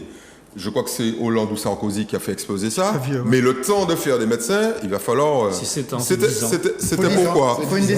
pourquoi C'était pour protéger leur situation personnelle. Ok, c'était un truc corporatiste. Résultat des courses, le numerus clausus était tellement élevé et le concours tellement difficile. Qu'est-ce qui s'est passé? la nature est horreur du vide, comme les vases communicants. Eh bien, ce n'étaient pas des médecins français qui étaient formés parce que le concours était difficile, c'était des médecins étrangers qui rentraient en France. Et d'où les noms à consonance étrangère qui, avec nationalité française, exercent en France. Alors, continuons pour finir cette belle page. Alors, je disais, donc, plus de Martiniquais sur 2 est en surpoids ou obèse. Et donc, en Martinique, en surpoids ou en situation d'obésité, parmi les 15 ans ou plus, on est à 53%. En France, on est à 47%. Le taux d'obésité, il est de 25% en Martinique, il est de 25% chez les femmes et de 13% chez les hommes. Ça m'a étonné. Je pensais que les hommes étaient plus obèses que les femmes, en fait. Et donc, les conséquences pathologiques. C'est lié à l'alimentation en particulier. Voilà. L'hypertension artérielle, le diabète, les maladies cardiovasculaires. D'où l'intérêt de la fameuse étude qui est toujours pas sortie. Vous savez, il y a eu sur le Sud, il y a eu une espèce de scandale entre guillemets, Mediapart, etc. Parce qu'il semblerait que le ministère puisse, le ministère depuis, voilà, il a depuis. Mais bon, c'est là que la pression médiatique est importante. Il a dit, vous inquiétez pas, ça va sortir bientôt. Si on n'en avait pas parlé, ce ne serait pas sorti bientôt. Mais ça va sortir bientôt. Ce n'est toujours pas sorti. Alors, un autre chiffre qui est fondamental, les Martiniquais consomment moins de fruits et légumes qu'en France. Alors, les fruits, c'est 38%. En France, c'est consommation quotidienne. Hein. Fruits, 38%. En France, c'est 59% de fruits en consommation quotidienne. Et pour les légumes, c'est 35% en Martinique, contre 62% en France. Et donc, là, concernant au moins 30 marches de 30 minutes de marche ou de vélo par jour, conseil de l'OMS. En Martinique, il y a 17% qui font 30 minutes de marche ou de vélo. En France, il y en a 32%. Donc vraiment, tous les chiffres concourent à dire que nous sommes en situation de fragilité du point de vue de la santé. Et enfin, le dernier, puis après vous allez commenter, la part des Martiniquais se déclarant en bonne santé est inférieure à celle de France métropolitaine. Alors ça, c'est une observation de soi-même. Se déclarant en très bon ou en bon état de santé parmi les 15 ans ou plus, 55% des Martiniquais se déclarent en très bonne ou en bonne santé. 71% des Français hexagonaux se déclarent en très bonne ou en bonne santé.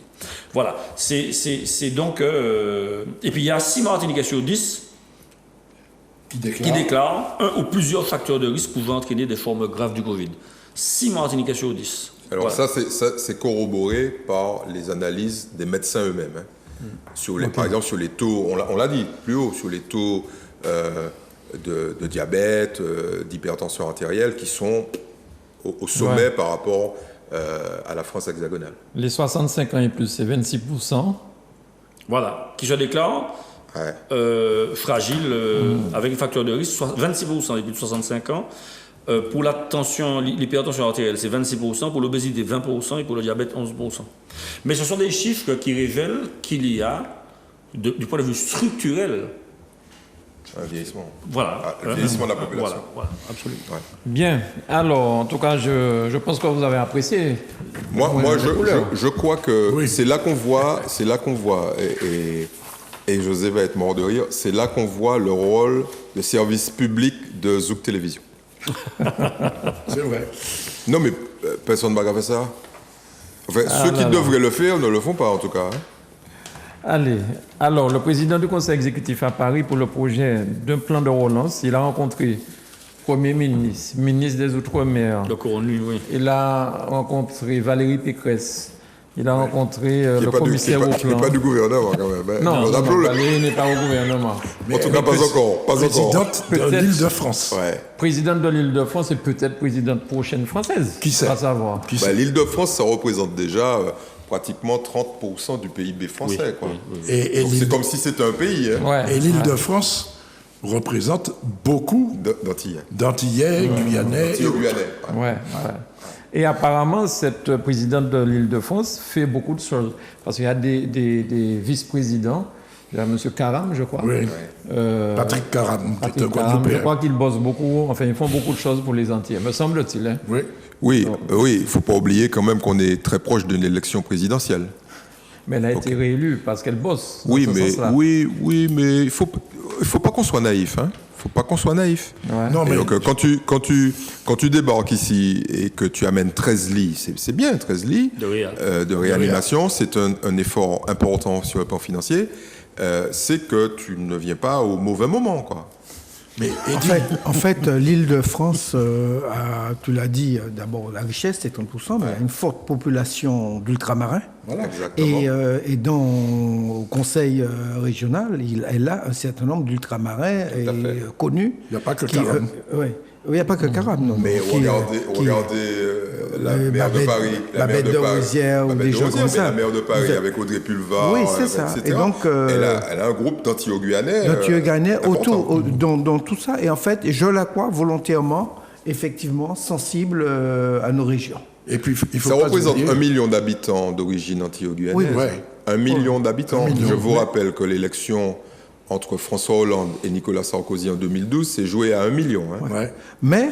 Mais la drague appuyée du moment n'est pas étrangère aux élections qui arrivent. Non, prochainement. mais sans être naïf, je crois avoir déjà dit ici qu'en France, heureusement, ou malheureusement, je pense plutôt heureusement, il y a des élections au maximum tous les 5 ans. Donc, forcément, il y a de la surenchère, mais ça va dans le bon sens.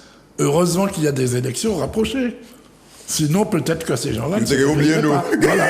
Alors, là, on est en train de parler des Français là-bas, Valérie Pécresse et les autres, le Premier ministre, mais il faut aussi parler du président du Conseil exécutif, Serge Letchimy, qui, en très peu de temps, me semble-t-il, a quand même réussi à avoir des rendez-vous très importants. Non Et seulement puis ça. surtout ce qui a été décidé, hein, parce Voilà. qu'il y a certaines choses qui ont été décidées. Non seulement ça, c'est que, il me semble, je n'ai pas consulté Serge Letchimy, il me semble surtout qu'il y a quelque chose de nouveau.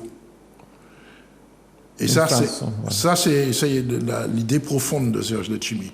Nous ne sommes pas des mendiants. On ne va pas tendre la sébile. Il a parlé à plusieurs reprises de partenariat, comme il dit, entre l'État et la CTM. Autrement dit, une nouvelle méthode dans l'approche des dossiers et dans le traitement des dossiers. Méthode dans laquelle la CTM prend aussi sa part. Oui, il y a quand même une double révolution. On n'est pas là non plus pour dire que tout est bien ou Non. félicitations. Il y a une double révolution. La première révolution, c'est une révolution de posture de Serge Letchimy par rapport à l'État. Oui, Ça, il faut quand même le dire. il faut le dire. Il n'y avait pas chez Serge Letchimy, quand il n'était pas président de l'exécutif, un amour immodéré pour le gouvernement. Vous vous rappelez, ça castagnait très dur. Bon. Il faut rappeler qu'il est dans le groupe des socialistes. Hein, voilà. Quand il était, maintenant il est plus député. Et puis il est le patron de la CTM quand même. Bon, donc ce changement de posture-là, c'est quand même une révolution, on va dire ça comme ça. Et puis il y a une deuxième révolution, c'est non pas la posture de Serge Letchimy, c'est la posture, on va dire, du président de la CTM par rapport au précédent président. Rappelez-vous les premiers mots d'Alfred Marie-Jeanne quand il est arrivé. Il a dit, bon, écoutez, vous êtes gentil, mais j'ai pas forcément besoin de ces mecs-là. Hein. Rappelez-vous sur les fonds européens. Ah non, moi pas besoin de ça, moi besoin de l'argent, moi pas besoin d'argent. Puisqu'on lui reprochait, les médias tout de suite, oh, mais pourquoi vous montez pas à Bruxelles, pourquoi vous allez pas voir le président de la République? Non. Donc, alors sous le sceau ou sous l'imprimature du mot, du concept de partenariat, il y a quand même un changement assez radical. Ouais. Alors, ce qu'il faut espérer, c'est qu'en face, parce qu'un partenariat, c'est bien, on est bien d'accord que c'est toujours au moins deux, qu'en face, il n'y ait pas l'utilisation de ce changement, là encore, pour des raisons électorales. Parce que, comme le craint Daniel et comme il l'a exprimé, l'événement qui passé, c'est-à-dire avril-mai 2022, il va dire nous, bon les frères, au revoir. Attention. En tout cas, moi, on ne va pas faire comme si Charles n'était pas là et qu'il n'était pas élu de l'institution. Il a dit qu'il ne prend pas cette casquette-là. Non, absolument pas. Ouais. Il ne la prend pas. Je ne suis que Charles Chamas, effectivement élu à la CTM, mais je représente le Parti progressiste. Voilà. Et pour vous dire la vérité, les éléments de langage appartiennent aux communicants de la CTM, et là, je suis très clair dessus. En tout état de cause, moi, on ne peut que saluer et trouver heureux qu'il puisse y avoir des partenariats qui se montent. Et j'allais vous dire tout à l'heure,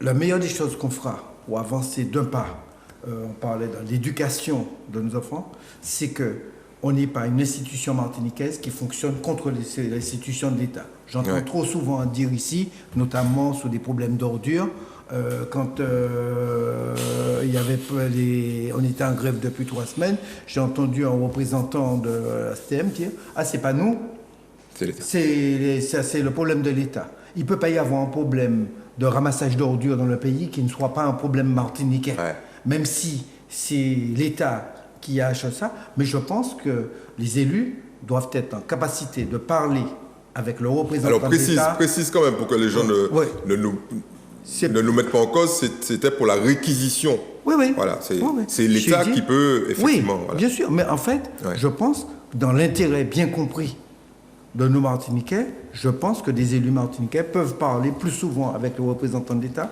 pour qu'on avance. Et c'est aussi valable de l'éducation à l'économie, on a besoin. Et ce que fait Serge Timi, on ne va pas débattre de ça. Aujourd'hui, il fait ça tourner toujours, il n'est pas rentré, Charles. Non. D'accord, merci. Je ne vis pas avec lui. Alors, On va attendre le retour et puis On va juger sur pièce. donc on a déjà terminé d'après Grégory. Hein, donc, c'est un dispositif pour maintenir le lien social. Il est à l'initiative de l'État et de la CTM en partenariat avec l'ARS et la CAF. Et à ça, j'ajoute aussi en partenariat aussi avec Serge Haribo et son syndicat parce que la CTM n'était pas prévue dans cette Dans la boucle. Dans cette boucle-là. Ils ont insisté lourdement pour que la CTM y participe. Et ils ont réussi à faire ce truc-là. Moi, j'ai entendu une infirmière de Ducos dire, non, c'est Haribo qui disait ça, qu'il y a des infirmiers ou des infirmières à Ducos. Ils ont cherché des endroits où mettre les malades qui étaient atteints du Covid. Donc, c'était des gens qui avaient un dessous de maison, patati patata, ils avaient peut-être fait un studio. Et les gens se sont portés volontaires pour accueillir ces gens-là. Magnifique. Exact. Je me dis qu'il y a un souci, quoi. Bon, enfin. Alors, il y a un partenaire quand même, je souhaiterais rapidement dire, c'est SOS Crise. SOS Crise fait un travail extraordinaire. Fabienne Sainte-Rose. Fabienne Sainte-Rose et le docteur professeur GL. Qui, hélas, vous vous rappelez, il y a peut-être plusieurs mois, Tu nous avais pronostiqué son départ. Et voilà. Oui. Voilà. Et là, c'est en train de partir. Bon, alors, manifestation des transporteurs de matières dangereuses, donc contre la hausse du gaz en Martinique. Je me suis douté dimanche, je ne pouvais pas faire de l'essence, les stations sont prises d'assaut, mais quand ça va passer, pas tant rien. Eh bien, la Martinique a souffert. La Martinique a souffert, là, et... Il faut dire... Il faut expliquer pourquoi, passer un petit message quand même. Oui. Ça part d'un bon sentiment.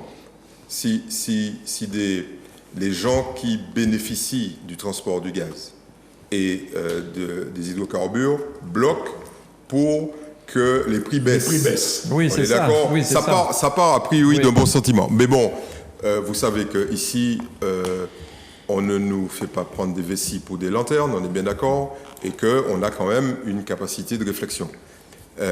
Il faut qu'on dise que c'est peut-être pas en bloquant qu'on va obtenir une baisse du gaz. On l'a déjà expliqué ici. Mais il a obtenu un rendez-vous. Hein, oui, non, mais on peut obtenir un rendez-vous sans bloquer quand même. Bien sûr. Bon, mais c'est pas ça l'essentiel.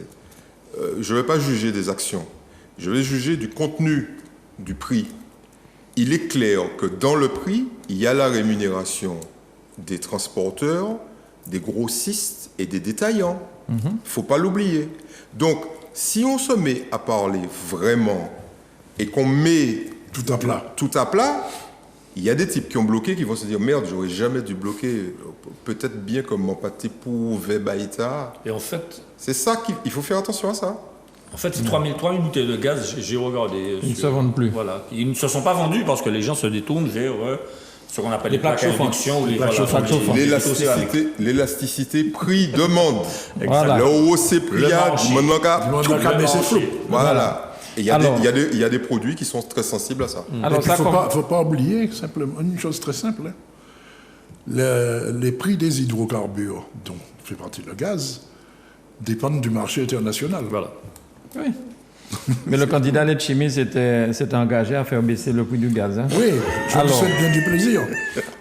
Du courage. Je ne du courage. le Plaisir, mais je du ne le courage. pas. La provocation. Alors, gestion du Covid-19, ça commence. Les anciens ministres commencent à être entendus là pour le tribunal. Alors, certains doivent déjà les babes camarades du prix aux États. Aux hein. États. Je pense qu'il y en a Agnès- quelques-uns. Agnès Buzyn, elle collectionne. Hein. J'ai cherché. Hein. Oui. Janvier 2020, les risques de propagation du virus sont très faibles. Février 2020, l'élection parisienne est une mascarade car je savais qu'il y aurait un tsunami Exact. du virus Ouais. en France. Février 2020, acceptation de 3000 supporters italiens dans un match de football À Lyon. à Lyon. Acceptation des arrivants de Wuhan, malgré le fait que Wuhan est l'épicentre du phénomène. Sans Nombre de contrôle, masques. sans contrôle des militaires qui ont accompagné les gens. Sans contrôle. D'ailleurs, le premier cas, c'était un militaire. Un militaire, Voilà, exact. absolument. Avril 2020, il y a un collectif C19 de 600 médecins qui a porté plainte contre Buzyn et Véran pour négligence coupable et mensonge d'État. C'est grave, hein, ça. Alors, quand ce sera le tour de Véron, la liste sera aussi longue que les avis d'obsèques des RCI. Parce que lui, on l'attend en tournant, je crois. Et puis, ce que je veux dire, c'est que les soignants en question qui parlent de danger grave pour les soignants, épuisés, contaminés, et puis il y a énormément de médecins. On ne dit pas ça, mais il y a beaucoup de médecins qui sont morts du Covid. Oui. Des soignants, de manière. Les soignants, en général, beaucoup sont Mais morts. bon, Mais, là encore. mais là voulant encore, faire là Buzyn encore. porter seul le chapeau, Oui, c'est peut-être un mais peu... allons dire aux gens, dire ouais. aux gens ce qui va se passer. Oui. Très objectivement. Fusible. Cette dame ne va pas être condamnée à de la prison. Faut pas se faire dire. Pas plus que pour l'instant contaminé. Exactement. Donc, Responsable mais pas coupable. voilà. Mais C'est bon, la Cour de justice de la République, effectivement. Et ces responsables-là sont très rarement condamnés. Enfin, en tout cas, à des peines infamantes. Hein. La justice, la haute, tu as dit La haute Cour autorité. de La Cour de justice de la Alors, République. c'est qui ces gens-là? La Cour de justice de la République, magistrats. ce sont des magistrats, des hauts magistrats qui sont habilités. Ah, je crois que c'est des députés aussi. il y a aussi des Oui, il y a des politiques. D'accord, parce députés. que les députés se disent prochain quoi, moi, Adam. Bah, moi, pas Il y aller a des trop fort. députés, il y a des députés qui ont démissionné parce qu'ils trouvent ça scandaleux. Il y a toujours une peine de prison avec sursis. Ouais, et puis, ou des amendes. bon, Ouais. Des amendes, oui, ou des amendes. Mais bon, c'est la seule elle n'a pas juridiction. été excellente. Des Elle n'a amendes, pas été des excellente, amendes mais payées par le parti. Mais si Buzyn est condamné, il faut condamner beaucoup de gens. Hein. Voilà. Y compris, vous avez vu que le Premier ministre, enfin l'ex-Premier ministre, Edouard Philippe. oui, il est aussi menacé. Il y en a toute une série qui sont menacés. Mais bon, à mon avis, tout ça, c'est une mascarade politique pour donner le change. le change. Parce que le drame, voilà. c'est qu'en moyenne, ce genre d'affaires-là dure 10 ans. Et oui, regardez le sang contaminé. Enfin, j'ai des exemples. Lagarde, pour sa négligence coupable concernant l'affaire Tapi. Christine Lagarde. Elle a été punie. Elle a été punie. Elle a été dispensée de peine. Mais non, mais elle a été punie. Elle a été présidente du FMI. Et elle est présidente de la BCE. De la BCE. Elle est punie. Hein. Banque centrale Ce européenne. genre de punition-là, ce sont. C'est pas ce nous, sont c'est des pas Bono, avancements. c'est C'est pas pas Bono. José, tu connais ça Monsieur, bien, merci toi. beaucoup. José, comment tu punissais tes salariés? Tu les récompensais en leur donnant plus de postes? D'abord, ce n'était pas mes salariés, c'était des collaborateurs d'une entreprise qu'on faisait fonctionner ensemble. Et puis, je ne faisais pas de punition. Nous n'étions pas d'accord, nous en parlions, mais on ne punissait personne. D'accord. Non. Enfin, il y en a un qui était plus là pour discuter de toute façon. Merci beaucoup tous les quatre. Vous avez été, comme d'habitude, forts. Merci à toi, Mano. Merci. Et puis, franchement, les gens apprennent beaucoup de choses avec vous. Merci beaucoup. Je vous souhaite un bon week-end. Merci. Reposez-vous pour vous revenir en forme la prochaine fois. On a quand même D'accord. traité plus d'une dizaine de points cette fois-là. Oui, on est passé Oui. plus rapidement que d'habitude. Oui, on a parlé de beaucoup de choses. Je vous remercie pour votre célérité sur les trucs. Merci beaucoup. Parce qu'il se sent quelque peu bridé. Non, pas du tout. Allez, Grégory, merci beaucoup. Allez, merci à vous de nous avoir suivis chez vous. À la prochaine. Au revoir. Bye bye.